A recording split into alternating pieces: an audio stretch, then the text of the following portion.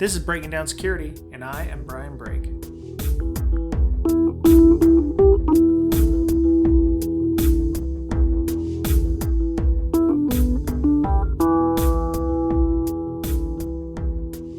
Welcome back, listener. This is Brian and Mr. Betcher for Breaking Down Security. Hey, good to be back. It is good to be back, yeah. I was telling everybody last week you were, out doing family stuff, which is, important. And, I'm a good and dutiful, boss. And, I make sure that my employees, have time to do family stuff. So, Give me some PTO, right? That's right. I gave you a little PTO. That's awesome. Don't do it again. So we're gonna have another lovely interview this week with one of the movers and shakers in our industry. First, I wanted to give a shout out to a gentleman by the name of Kevin. He wrote me on Twitter Monday asking about a podcast he wanted to do, which I appreciate him asking our show for feedback about how to do a podcast. Gave him some pointers. I just wanted to say hey to Kevin. He works at an ISP. He's on Twitter, so you can follow him if you follow me. And I wanted to thank Good Emerson. Luck, by the way. Sorry. Good luck to Kevin. Yeah. Podcast. I gave him some pointers like consistency is the key. Don't overcomplicate your audio setup. Don't try to do audio and video first. Try to go simple.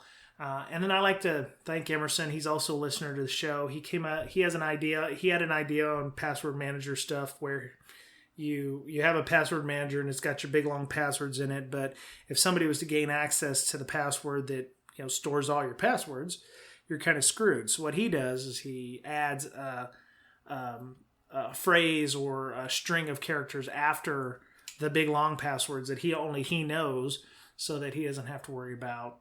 Even if somebody does get his password locker, they still need to have an 8 or a 10 character phrase or bit that he knows.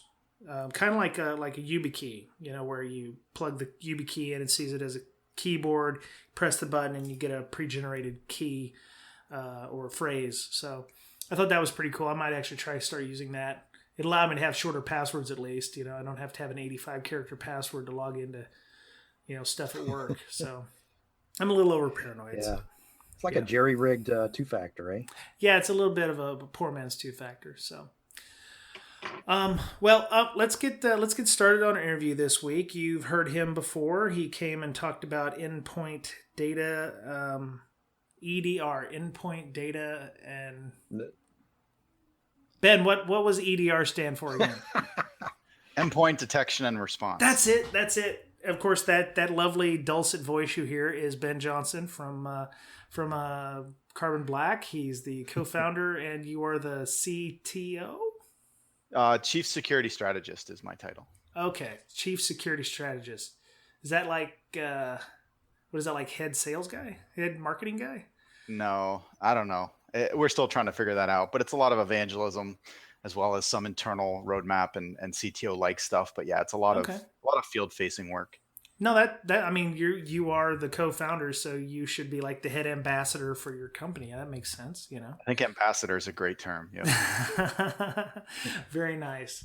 So, what brings you to us this week? You were talking. You wanted to talk about some things that were affecting InfoSec leadership.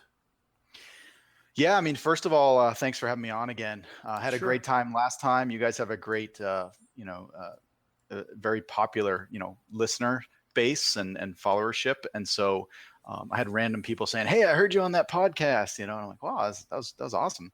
Yeah. You guys have a really good reach, so congratulations on that. And I had a great time and just had some things I've been talking about, writing some blogs about, but I still think we need to get more awareness around some negative forces that are making security harder than it should be. Okay. All right.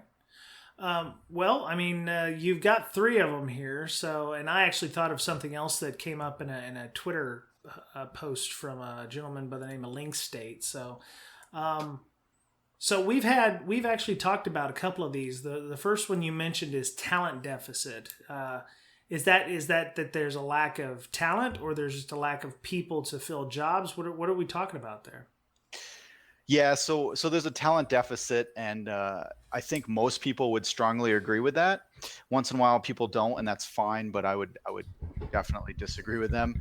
For those of you who don't know me, I travel around for as part of my job, and I've spoken to probably 600 organizations. Just this year, I've been into Europe a few times, Middle East, Asia, all over the U.S. Right, so I get around. I talk to big and small and medium organizations, and no one has their headcount full, right? They're all looking for people.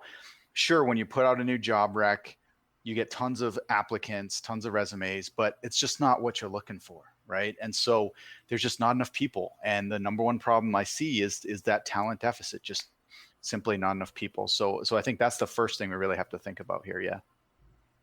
Okay. Well, I mean, so I've worked with Mr. Betcher, of course, at a company. A lot of what I'm seeing from that is that if it's not a lack of people in the area, it's that the job descriptions are not what they need to be, or they don't make any sense. I mean, at my current job, we were hiring for a gentleman with pen testing certification, pen testing, heavy on the pen testing. And I got in there and I looked at the job description because my boss at the time had said, hey, take a look at it. And I look at it and I'm reading this and I'm like, this is not a pen tester job description. I was like, when you hired me, I told you I didn't have an OSCP. I didn't have, GPen or whatever. I had a CISP. And he's like, yeah, well, that's enough, right? And I'm like, no. I talked a better game or something. I was able to weasel my way into the company and make you think I actually knew what I was doing. CISP is not a pen testing certificate. So I actually had to help rewrite a bunch of job descriptions that I think helped get us a better person at the company.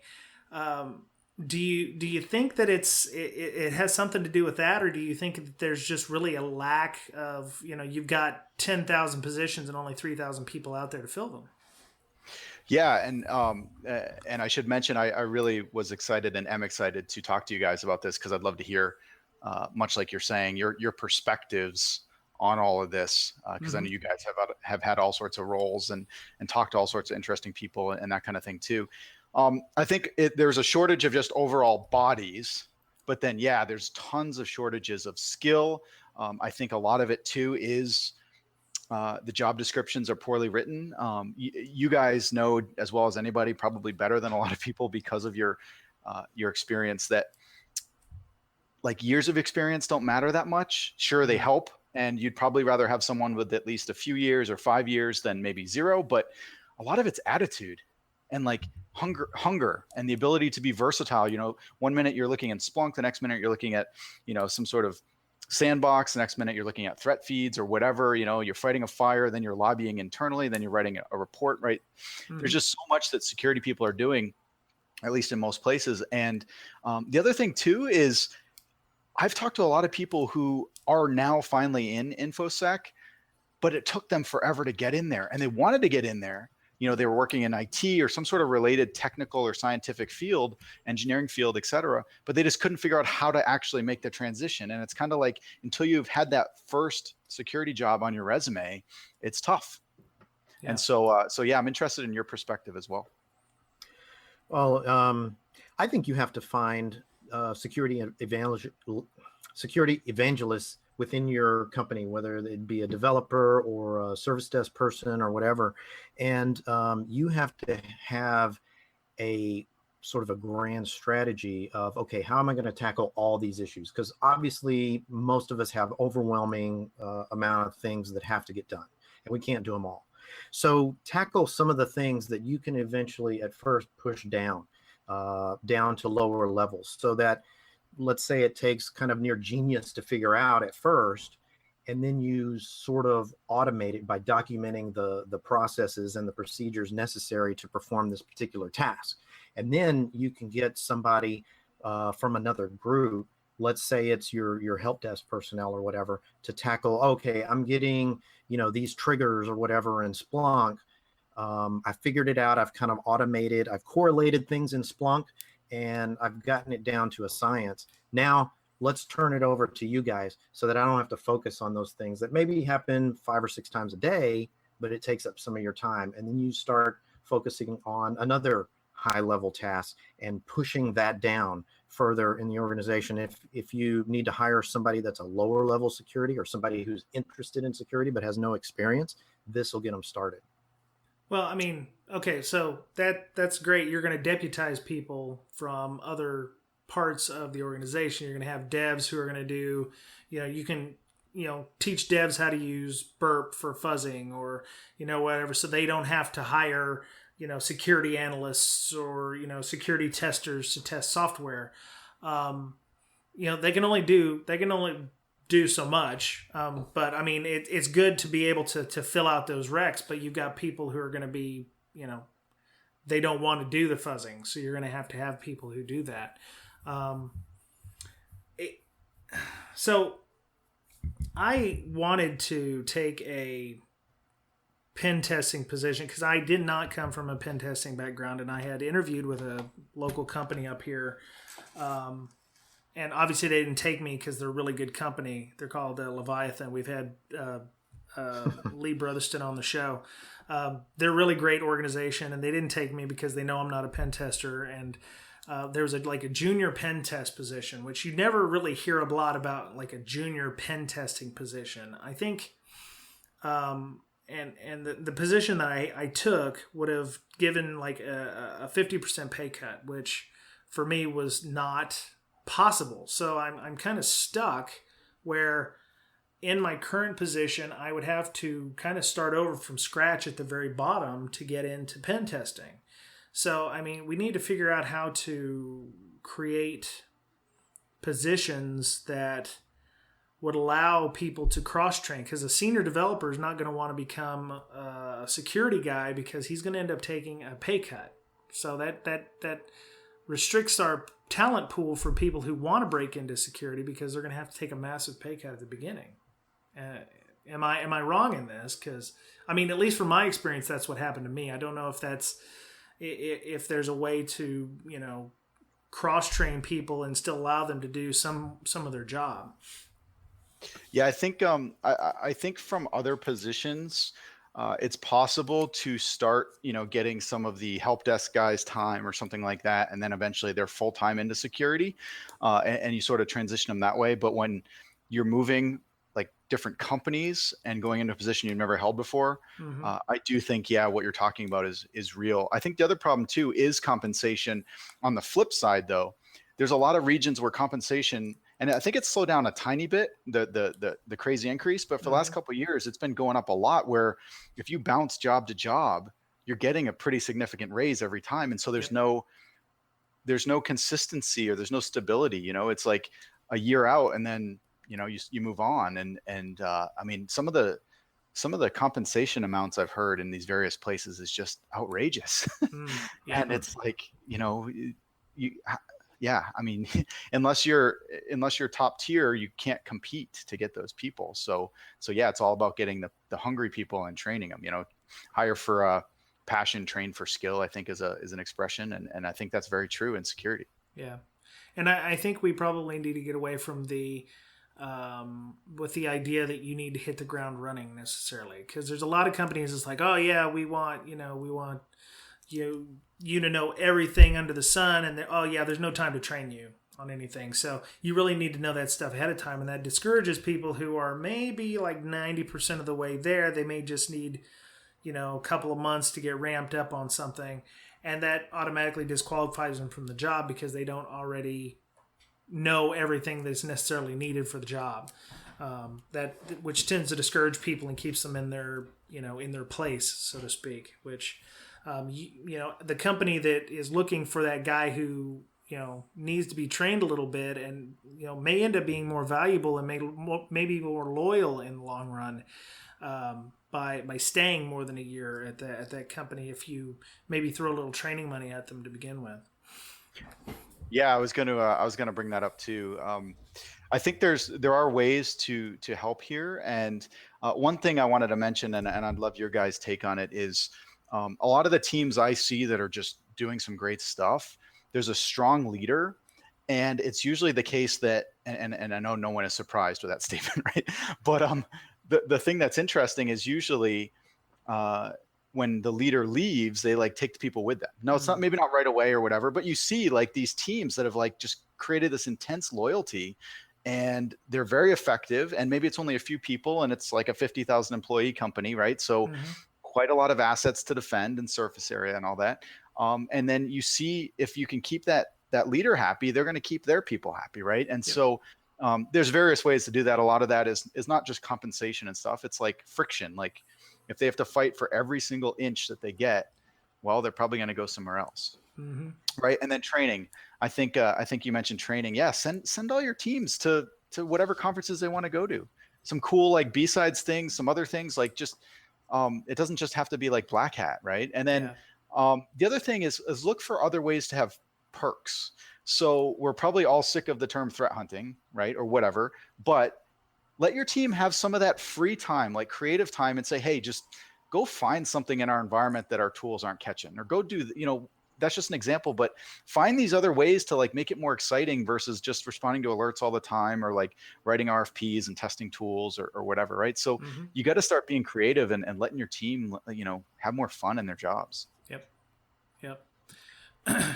Well, that kind of reminds me of when you talked about great leaders, and the teams follow them. I mean, most people will work for a leader. They won't work for a company. So if you have a very good company, all the perks associated with it, well known, Fortune 500, whatever it is, great company to work for, but the manager's crappy, they're not going to work there very long. But if you have like a below average company but a great manager, I mean, those people stay. It's all about results and retention, right? Yeah. With management. So they tend to stay with a great manager. Well, that manager may often be a filter against, the upper, echelons, or he may be able to effectively discuss the issues going on with upper management to the point where they either nod blindly and let him do whatever he wants or she wants, or they implicitly trust him and they're just going to let him, they give him a bit of a leash. So yeah, if that guy leaves and that it's all going to go to pot after that, because that vacuum is there, you're gonna probably jump ship with your manager if he sees any kind of skill level, or he likes the way you work, because he's going to need people at his own company where he can build his own repertoire, where he can build his stable of people. So we've talked about the talent deficit, and we're going to throw training at it, but what can InfoSec as an industry do to help fix the issue? Or is there an issue to fix? Is it just something that where we have to work inside our own companies, or is there something we can do for advocacy wise to get that fixed?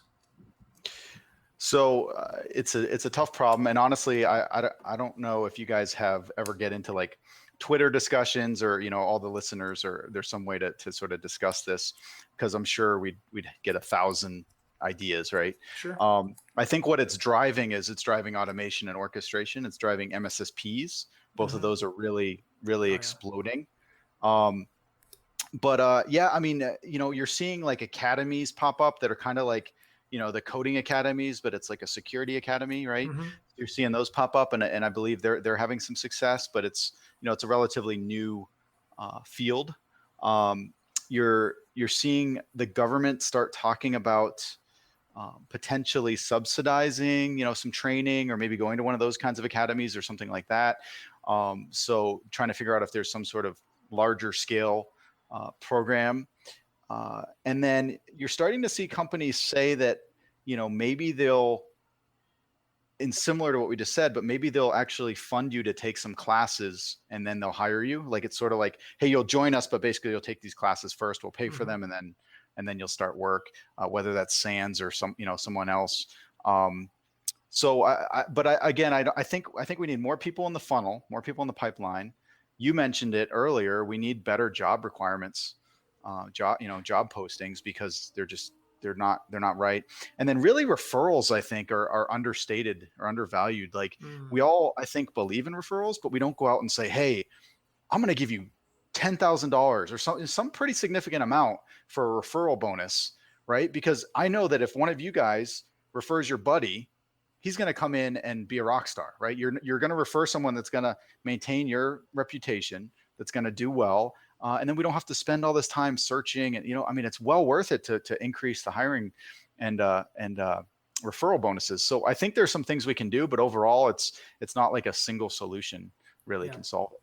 Yeah. One other thing I would probably add to that is don't judge the applicant by how young or how old they are. And I have a friend of mine. He worked at a company for probably about 20 years before his job was basically outsourced. And that dude would probably work 60 hours a week if he could, but because there's some kid out of college that will work for half of what he wants, they will hire the college guy. Because one, he doesn't have a family. He can work on Christmas Day if you asked him to. The gentleman who's worked 20 years at the other organization brings a lot of knowledge, but yeah, he may not be able to work Christmas. He may actually want to take a vacation or a holiday. So, you want to... I would think that in the job screening process, there should be better ways of de-anonymizing the resume picks instead of knowing... how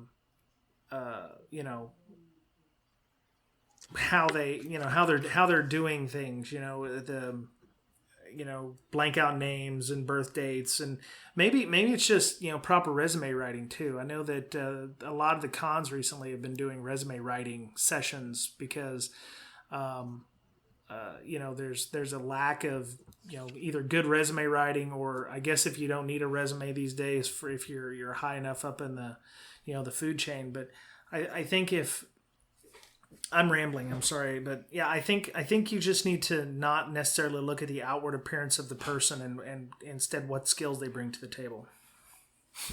Yeah. And I think part of it is too, that companies are not necessarily in the same person, but it's maybe just within the same small team, and maybe it's the same person, that they want someone that can rip apart an unknown binary and yet give a PowerPoint presentation and do some lobbying internally, right? I mean, it's just the whole spectrum, right? Yeah.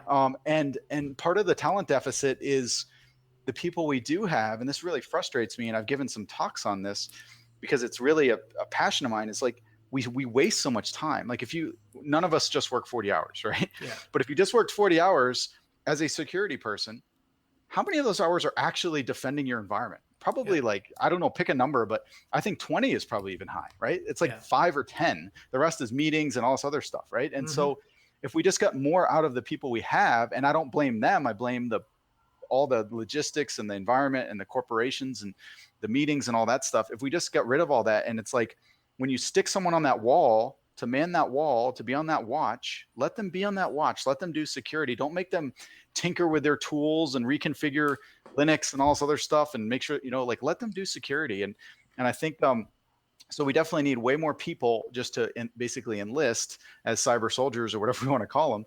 But we need more out of the people that we have on staff. Yeah. Sounds good. Yep. I think this problem you bring up, Ben, is real. I'm one of those that say, yeah, there's probably not enough of us or enough talent out there, and I think it's just going to get worse. And primarily, and here's the reason: it's because of Moore's law, right? So computers are only going to get better and faster, and what used to be, if you're a criminal, you have to be physically present to steal someone's, lunch money or whatever. But with the the crime nowadays online, it's like they can be on the other side of the world and take millions, right? And it's only going to get worse as computers get better and as we get more and more connected. The Internet of Things is coming, and it's going to get bad, right? And it's going to get bad quick, because we can see, commodity routers getting hacked 6 ways from Sunday in no time from very low skilled, black hats. And, because computer processing power doubles every 18 months or 2 years, the criminal element is going to take advantage of that as well. Yep. Yeah, completely agree. Yep.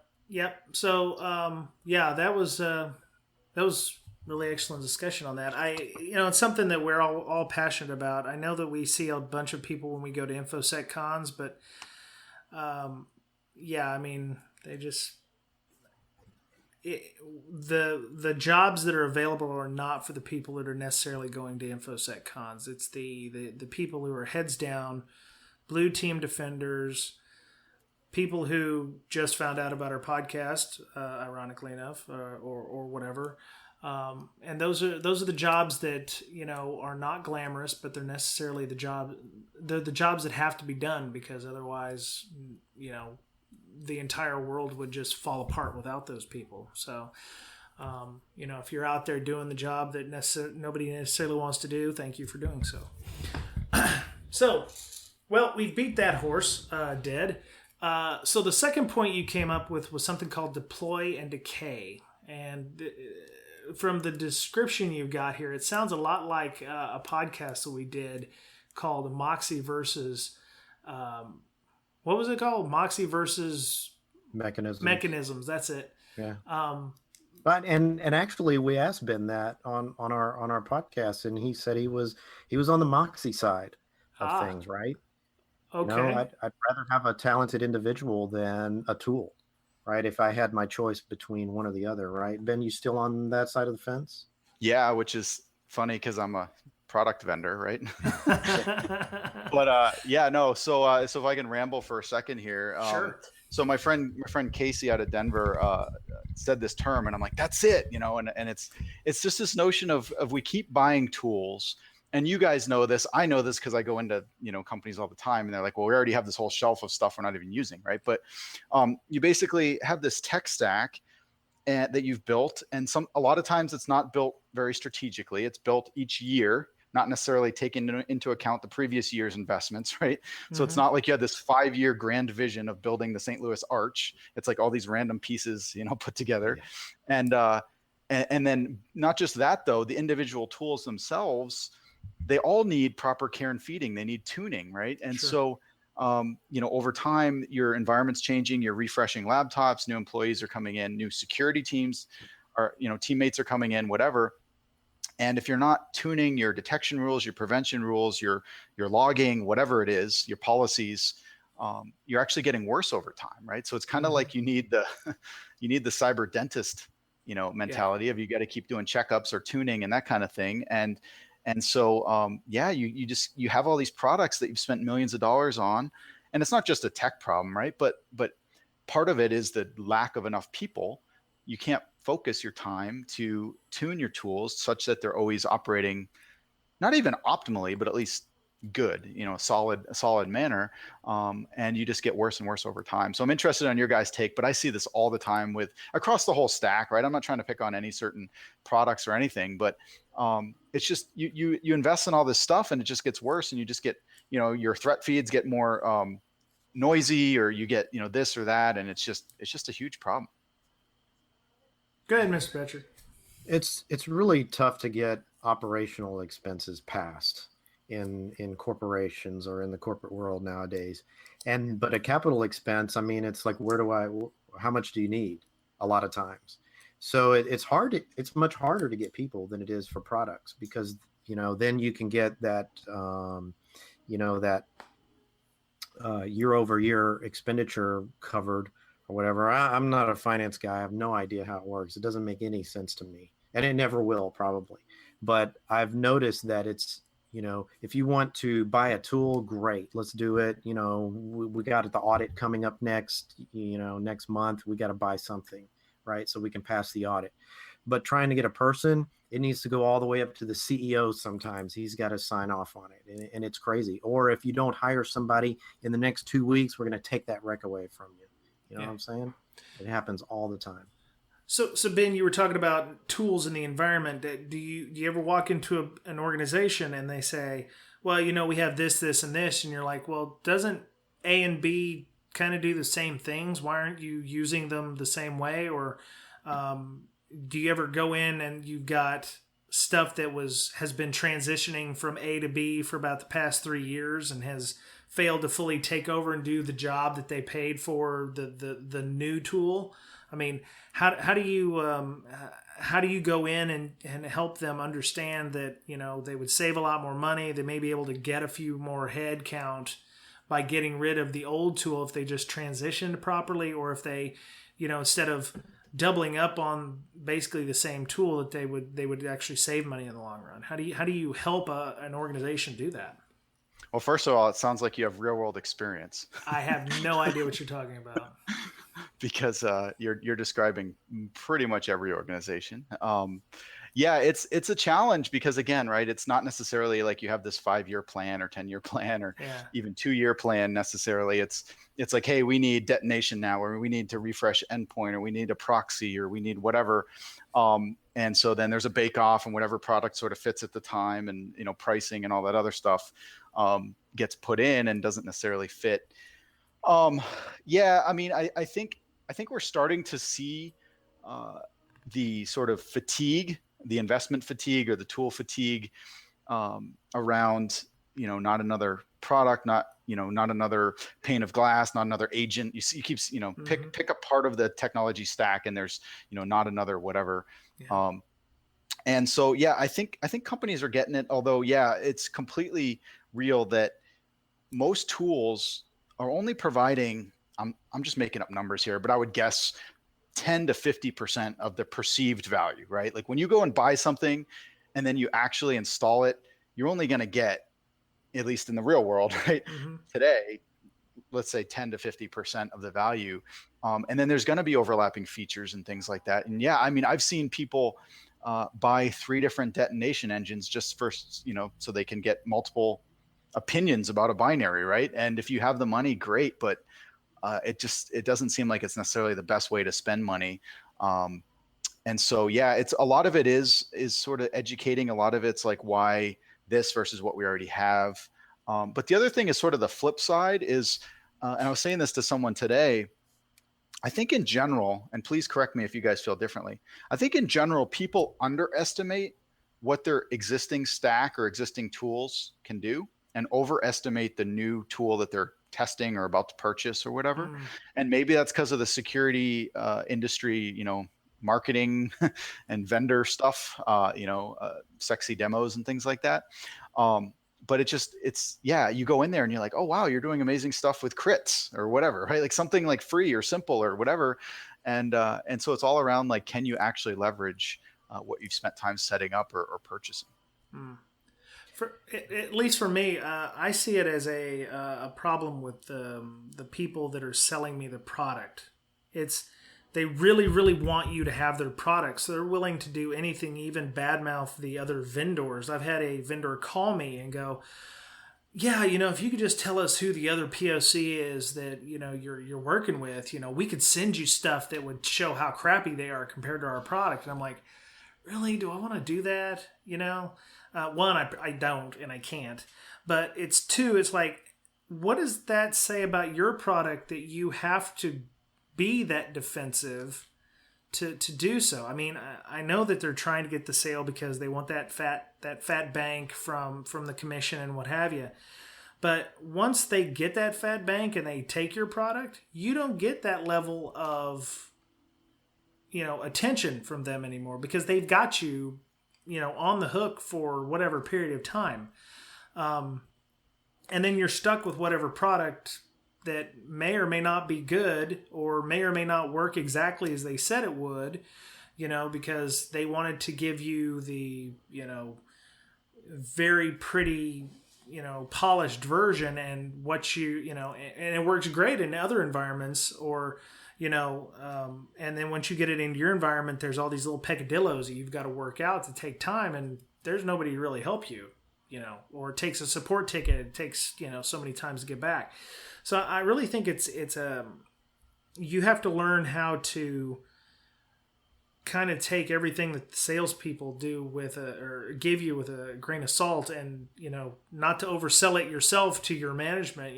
Whatever worked in your other environment or at your other job may not necessarily work the same in your current environment. So I think you don't want to oversell whatever it is you're trying to get into your organization to your management, and the salespeople are always going to oversell to you. So I mean, it's a vicious cycle. Yeah. And, I completely agree with all that. I think there's a couple things that are trending a little bit positive here. The first is that more products are moving to a subscription model, which means that, if you don't like something after a year, you're going to switch it out. So that puts more pressure on the vendors or on the, the provider of the technology, the MSSP, whoever it is. Yep. So that's good. And then more and more vendors are getting into, like I know we are, you guys are, et cetera, getting into more like APIs and stuff like that, just so you can like mold and customize the product, not completely, but at least, have it fit better into your needs, right?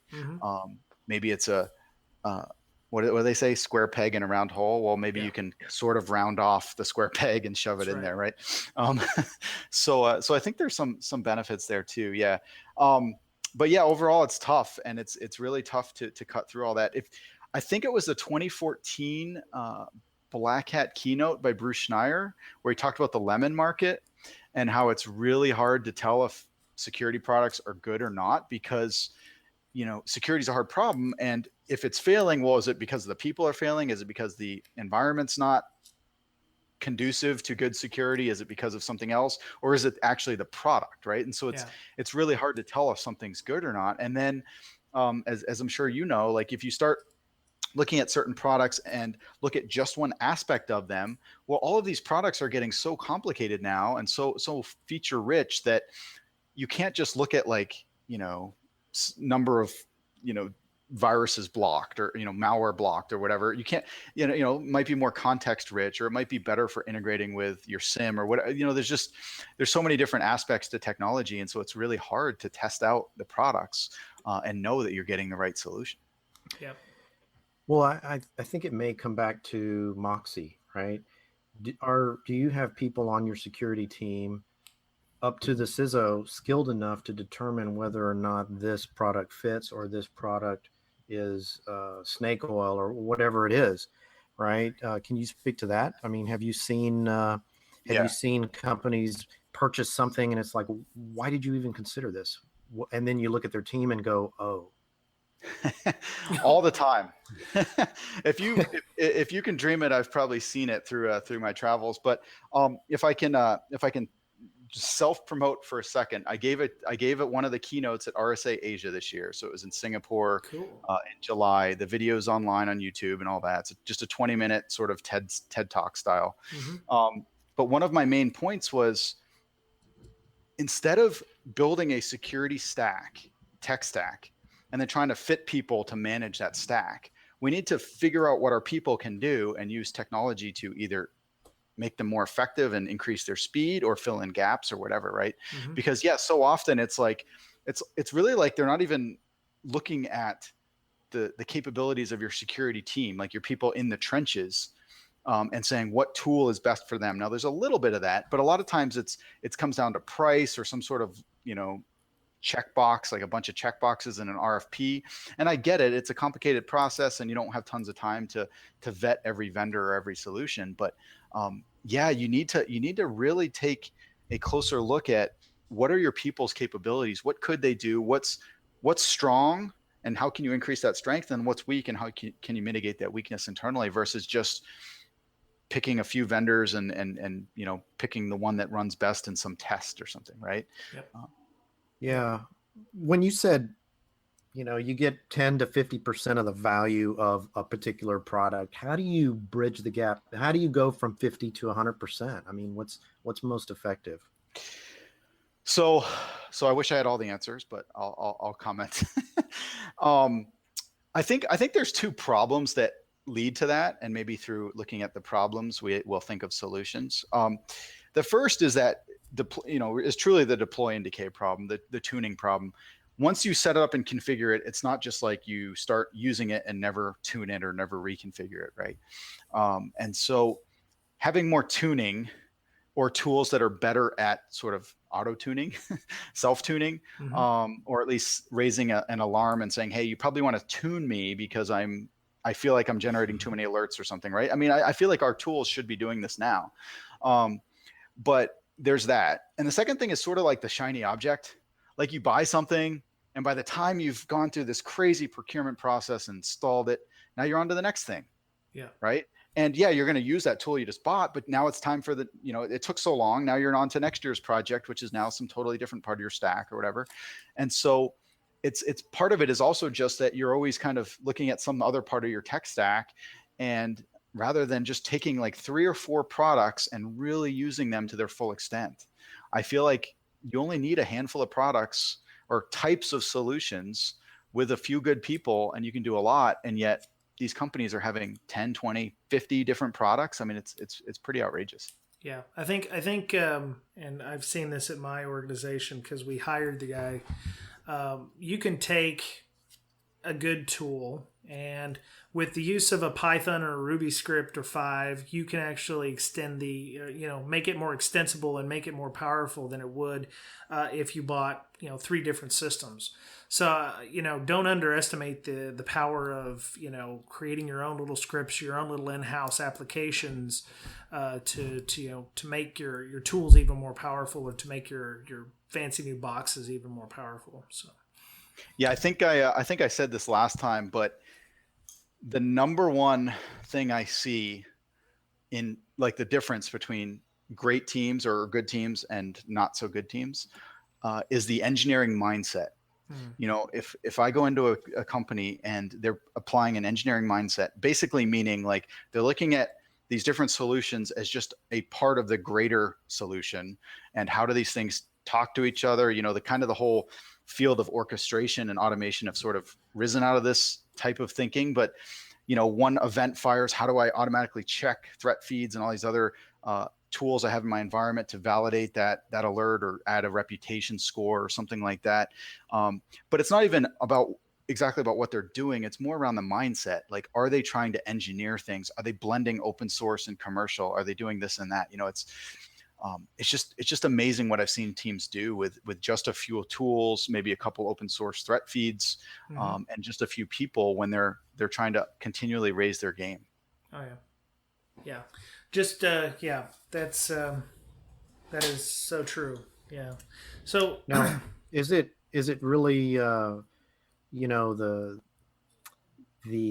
single contributors that are more effective, or is it that they have a great manager to bring them together and focus on the right things?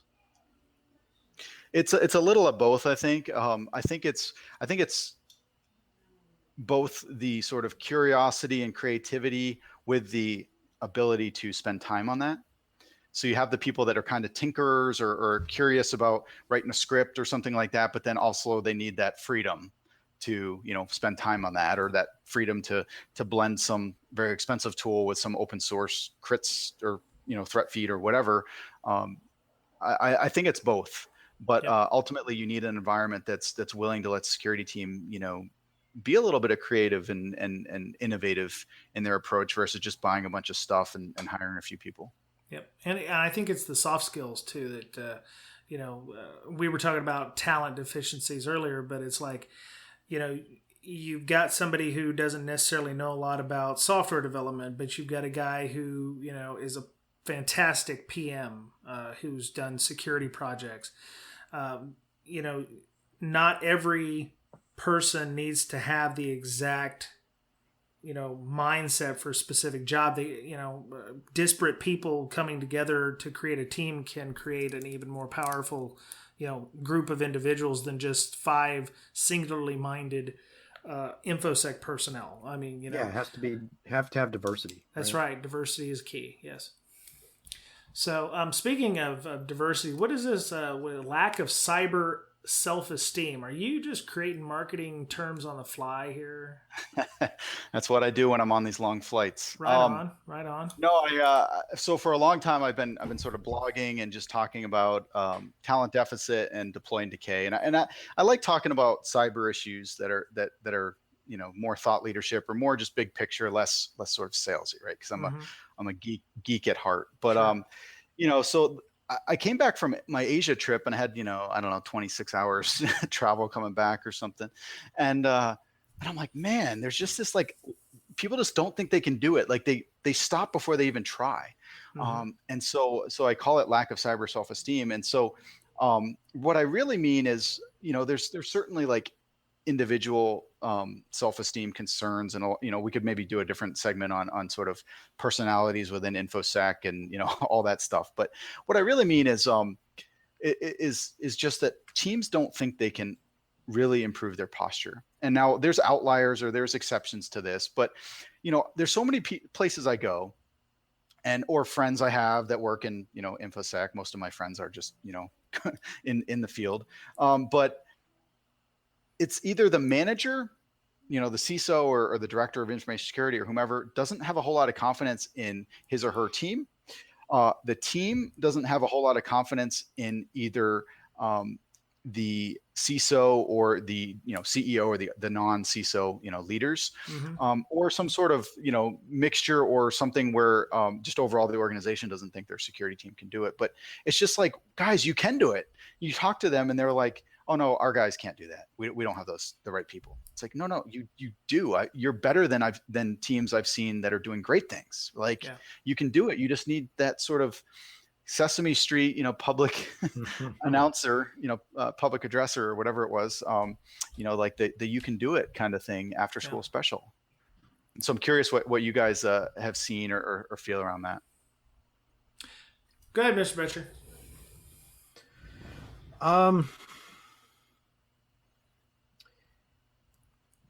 I really think the security team also needs support from other teams within the organization. And that can be as simple as, hey, let's make security part of your review. I mean, I've seen that come into play as well. Like the IT team doesn't have security on their review, so they don't even consider it, right? Their whole idea is uptime. As long as I have 99.59 uptime, I'm doing my job. And if security tries to invade that space, I'm going to push them back at all costs, because that's going to invade my review, right? And if security is put into those goals, right, you don't have to. It's only an investment in policy. You don't have to buy any tools to get everybody thinking about security, right? Would that be an effective way of upgrading security across the organization? Oh yeah, I think you have to focus on anything that gives you leverage, and really it starts with culture, right? If you can get 1,000 employees all a little bit better, a little bit more vigilant, all a little bit more skeptical of emails or whatever, right? Yeah. That's going to just help everybody. If you can get IT, certainly if you can get IT on your side, I mean, that's the biggest win, really, because if you can get to gold images or proxies that are only whitelisting domains or whatever, you really start to improve by an order of magnitude the number of like alerts or entropy in your security logs and things like that. So you got to try to get IT, but certainly leadership or culture. I think that, and I think part of the problem, and then I'll stop talking for a second because I know I'm talking a lot here. I think part of the problem too is people are more afraid of, and please don't yell at me on Twitter or whatever, or feel free to, whatever. We're all friends here. But I feel like people are more afraid of getting yelled at by coworkers than of getting breached. Right. And so if you're going to take the risk of like, hey, we could be way more secure if we do X, Y, and Z, but these people might yell at me or, whatever, have to change how they do their job. So let's just not do that. But we're going to be way more open to compromise, or at least have way more risk. It's just, on the one hand, I kind of get it, but on the other hand, it's kind of crazy that, it's all about like, we want our coworkers to like us. And so that directly influences how security is done. Yeah. Yeah. I want to build on a little bit of what Mr. Betcher there was saying. Last week we had our podcast with Josh Corman and Gene Kim on, getting InfoSec and DevOps to playing nicely with one another, because, in my experience, DevOps is all like bang, bang, bang, bang. Let's get out as many deployments as we can. We can't stop for anything, blow through all the barriers, and we're just going to start pushing stuff out immediately. And at organizations, when I was, I've talked to people at CSEC East that I work with, and even my own organization, and security is seen as a barrier to pushing out new hotness and getting new things out. And when you embrace the DevOps thing, the DevOps culture or the DevOps movement, he called it tribes. He called the DevOps tribes. Gene did. And the InfoSec tribe. And he said that sometimes they don't play nice together because one is seen as a threat to the other. And because, you can have all the fancy, pushing out the development and getting everything, but it still has to be done in a manner that is organized, done as securely as possible. You still have compliance requirements that you have to follow, or processes that you have to follow, to get those things done. It's not just, when you're embracing these new cultures or something, that you have to have security integrated in.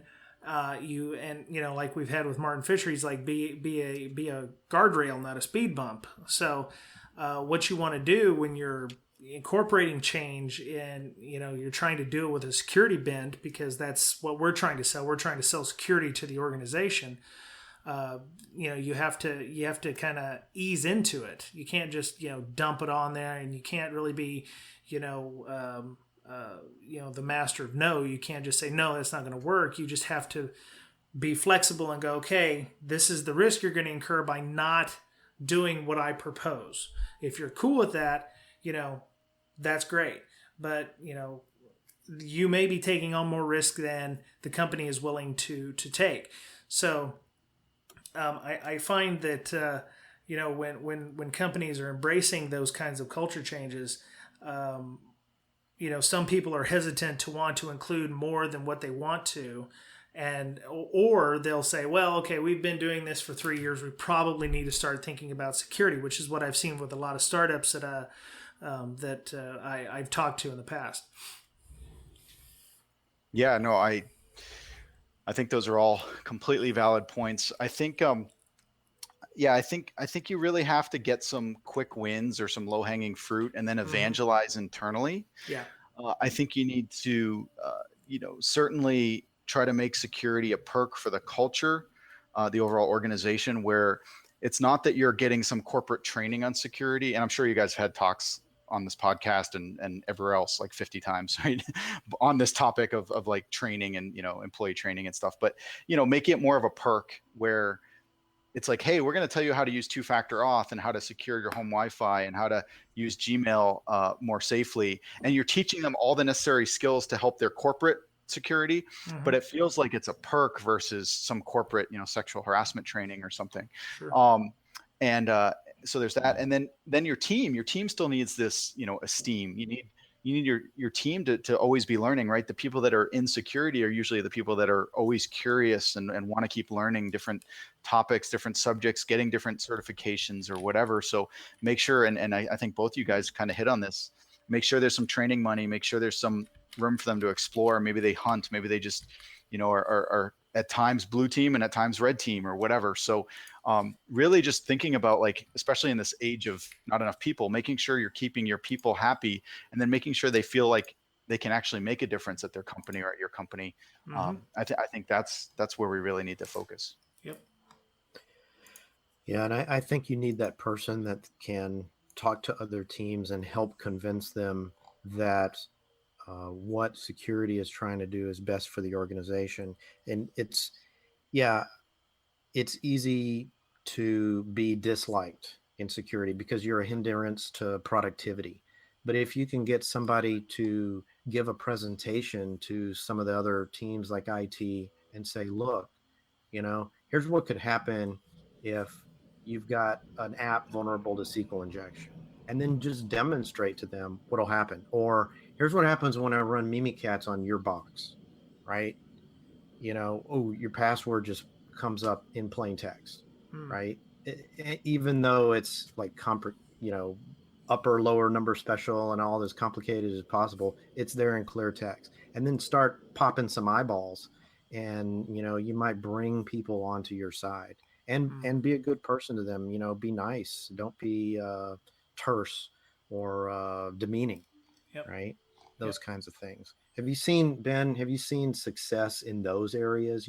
Just having conversations with other teams and saying, look, I'm here to help the overall, not only do I not want to be a hindrance to productivity, but, I want us to be safe and secure, and I want to help you in some, techniques you can take home and protect your family as well.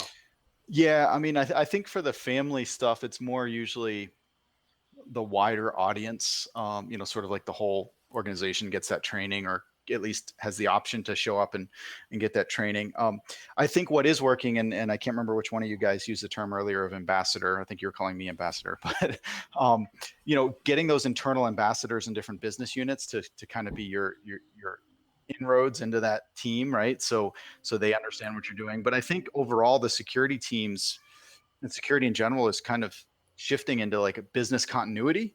So it's almost like disaster recovery. Security is kind of more there versus like police or lockdown or something like that, right? With things, especially with things like ransomware and stuff, it kind of woke people up to like, whoa, uptime can be affected by security, right? Which we all have known for years. And there's, crazy DDoSes going on and stuff like that. But, yeah, so those conversations are definitely helping, and that awareness internally. And then, yeah, when someone makes a mistake, just not slapping them and really being supportive and saying, oh yeah, that was a real tricky phishing attack. It looks completely real, but here's the one or two things you could see, or, that kind of thing. Like, do you really have a bank account in Panama? No. Well, why did you click this email, kind of thing? Yeah. But trying to really be, I think both you guys touched on this, the soft skills. Like, you have to kind of go to them and say, hey, look, it's okay, you're not in trouble, but like, let's talk about making this a little bit better next time, And so, but yeah, that's really working for people who are emphasizing that in their security programs. Nice. So you do a regular blog over here on your you do it on Dark Reading, but you also do it on your company's site, right? Yep. Yeah. So I do a bunch for our company. I do some videos, not every week, but almost every week, just usually a 2 or 3 minute clip that's, I sometimes plug our stuff, but a lot of times I try to just, be like a, security topic or something similar to this. I do Dark Reading, and I'm about to have a regular spot on SC Magazine. So I'm excited about that. Nice. So yeah, if I'm not writing code now, at least I get to write text. There you go. There you go. Yeah. You're being a thought leader. Oh wait, do you want to be a thought leader? I'm not sure if that's yeah. So Ben, what do the most successful teams have in common? I mean, I think the first thing is really and I haven't tried to order all these, but really the thing that comes to my mind is that engineering mindset versus like an analyst mindset. So instead of just setting up a system and like waiting for alerts and responding and going through a very systematic process or whatever, it's always trying to improve things, always trying to tinker and get better and tie different parts of your stack together or look at data a different way, so, but the fundamental theme is the engineering mindset. The second thing is having just at least one or two rock stars. And by rock stars, it's people that just have a bias to action, they want to get stuff done. They're versatile. They can look at different parts of the stack, different types of events, whatever they are. And they're curious. And guess what? A lot of these people are not like CS majors. They're not software engineers. When I talk to people, kind of this lack of cyber self-esteem, and they're like, oh, well, I'm not a software engineer, or I didn't get a CS degree, so I can't write Python or something, right? It's like, no, you can. Some of the biggest tech companies in Silicon Valley, the cool, security guys that I've met, they have like business degrees or bio degrees or, some other degree that's not CS, right? And so part of it is just the attitude or the curiosity. But then also like, I think you guys mentioned it too. It's not earth shattering. It's just having more support outside of security. So IT is not an enemy. They're an ally. Yeah. The C-levels are not enemies, they're allies, right? That kind of thing. I mean, it's not rocket science, right? But I think a lot of it is the bias to action, the ability to kind of experiment or innovate, and then not being afraid to swap things out or try different things, and if it works, then push harder in that direction, and then finding that delicate balance between sort of monitoring and able to detect and respond, or able to clean up quickly, or whatever it is, whatever kind of tools or process you're using, with still letting people get their work done. And so maybe you can lock things down completely, or only let certain domains, or even cut off internet access, or whatever it is. But finding that right balance, and knowing that balance is not uniform across the environment. You got to have pockets that are very locked down and pockets that are very open. And I think companies that are a little bit more flexible in that way are having a lot more success. I like that, Ben. Your number 2 there was, find that security evangelist, find someone who's been through Dante's Inferno, right? And come out, and he is like wholly experienced in this. And, he really knows his stuff, and he is like an expert at security. Whatever the cost is, get that guy on your team, and then you'll have people follow that person, right? Yep. You'll have the sysadmins want to follow that guy, because when they have a conversation with him, he is that rock star. He does know what he's talking about. He has the knowledge and experience necessary to get that team and that company into a better secure position. And I've spent a lot of years as really a full-time coder, which was usually involved in security in some way or another. But I was writing a lot of code, and there's always been a saying, and different people have different statistics, but the saying was kind of like, a great programmer is worth 10 good programmers, or some people might even say 100, or some people say 24 or whatever, but it's a pretty significant difference. And if you can, and I feel like security is the same way, where one great person can do the work of 5 or 10 or whatever it is, good or mediocre people. And it's not necessarily the work in the volume, but just in the overall like value they bring to the organization. And guess what? You're not going to have to pay them 5x or 10x. Maybe you pay them 2x, and maybe it's kind of a hit to your budget there, but it's worth it, right? Mm-hmm. You get one awesome dude, one awesome guy or girl or whatever it is, and a few, good people, and you're going to have a great program, or at least you're going to be on the way to having a great program. So yeah, I definitely think if you can get a high quality person, even if they cost a lot more, it's worth it. Yep. Wow. Gentlemen, look at the time. We are well above our hour window. Man, I feel like we just got started. I know, right? But I always like talking about stuff like this, because this is, it's not overly technical, but it's still stuff that we as InfoSec people, and not even InfoSec people, managers, devs, this is just stuff that affects everybody at every level at some point in their careers. And people may be living through this right now, so it's always good to have, senior leadership like Ben coming on the show here to, who's been there and has seen it and has lived through it, and help others, solve the problems, and help try to find solutions where they can. So Ben, we appreciate you coming on and talking about this. Yeah, thanks. I'd love to hear from you guys some more, and anyone listening. I'm at Chicago Ben. I'd love to have some discussion around this because I'm sure the listeners, you guys have lots of ideas and probably better solutions than I've just talked about. But Yep. yeah, thanks guys. This was great. Yeah, feel free to hit up if you want to continue the conversation. Include at Chicago Ben and with the hashtag BreakSec or at BreakSec. You can always add that. Mr. Betcher, how would people want to get a hold of you if they wanted to continue this conversation with you as well? Follow me on Twitter. I'm at BetcherPwned, BoettcherPwned. Right on. You can, of course, the official BreakSec podcast is at BreakSec, BRAKESEC. You can follow me personally. I'm at Brian Brake, BRYANBRAKE. We had a lot of good feedback about last week's DevOps InfoSec podcast. We enjoy the feedback. We read the feed. Well, we meaning me, Mr. Betcher. I'm his secretary, so I handle all the light work with the email and stuff. But yeah, we enjoyed all the feedback from that. And if you you like this show and you wanted to send us some feedback, you can hit us up on our email is bds.podcast@gmail.com. We're on SoundCloud. We're on iTunes, even though iTunes appears to be taking its sweet time populating episodes. You can find us on SoundCloud, RSS feeds. We have an RSS feed. Website is www.breakingsecurity.com. That's BRAKEING security.com. We're on the TuneIn Radio app. We're on Stitcher. Player.fm. We're on the Google Play Store. There's pretty much nowhere you cannot find us. So you would have to be trying really hard to not listen to this show if you wanted to. We're on Patreon. Thank you to all of our Patreon members and our iTunes feedback people. Thank you. You added we're up to I think 20 or 25 now on the feedback. So that was very helpful.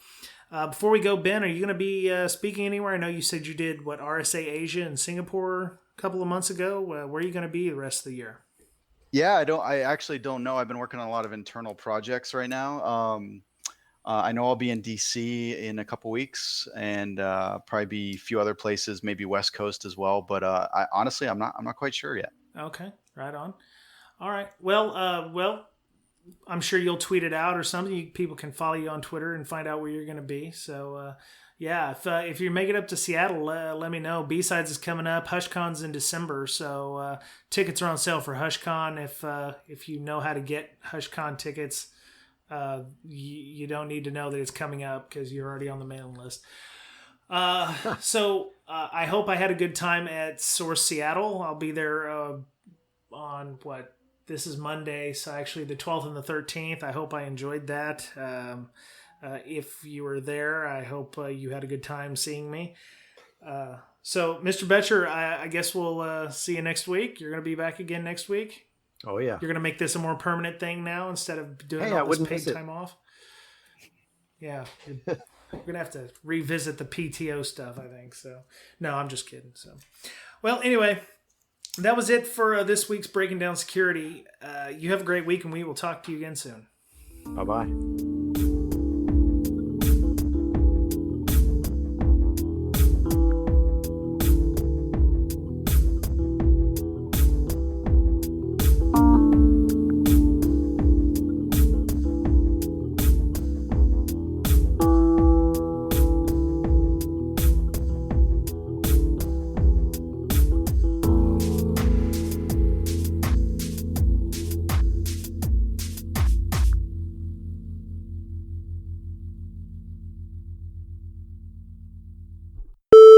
And we're clear.